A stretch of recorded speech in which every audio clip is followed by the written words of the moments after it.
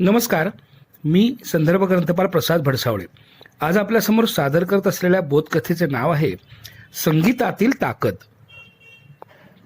ज्येष्ठ शास्त्रीय गायक संगीत मार्तंड पंडित जसराज यांच्या आयुष्यातील संगीताची महती विशद करणारा हा प्रसंग. गायनाच्या कार्यक्रमानिमित्तानं पंडितजी एकदा दिल्लीला गेले होते. तेथील निवासस्थानी त्यांना एक दूरध्वनी आला. माझा 19 वर्षांचा भाऊ मृत्यूशी झुंज देत असून तुमचं गायन ऐकण्याची, तुम्हाला एकदा प्रत्यक्ष पाहायची त्याची इच्छा आहे. तो बिछाण्यावरून उठू शकत नाही. त्या आजारी मुलाच्या बहिणीची ही आर्जव ऐकून पंडितजींनी भावाला भेटण्याचं आश्वासन त्यांना दिलं. 2-3 दिवसांनंतर पंडित जसराजजी त्या आजारी तरुणाला भेटायला गेले. तो तरुण पलंगावर निजला होता. पंडितजींना पाहताच त्याच्या चेहऱ्यावरील हावभाव बदलले. पंडितजी, मी आपणास साधा नमस्कारही करू शकत नाही.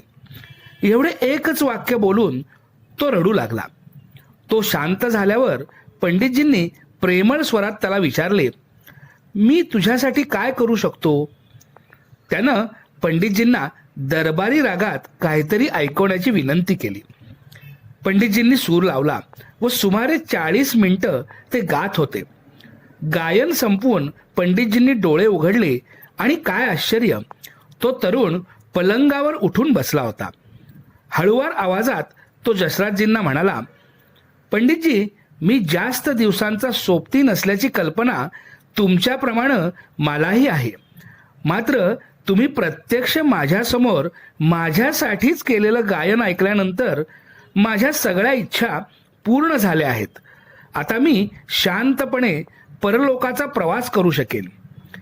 एवढे बोलून तो शांत बसला.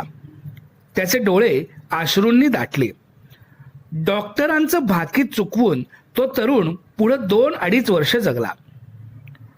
एखाद्या आजारी व्यक्तीला आजार विसरायला लावण्याची ताकद संगीतात असते. संगीत एखाद्याची जगण्याची उमेद वाढवू शकते. त्याचाच हा प्रत्यय होता, नाही का? धन्यवाद.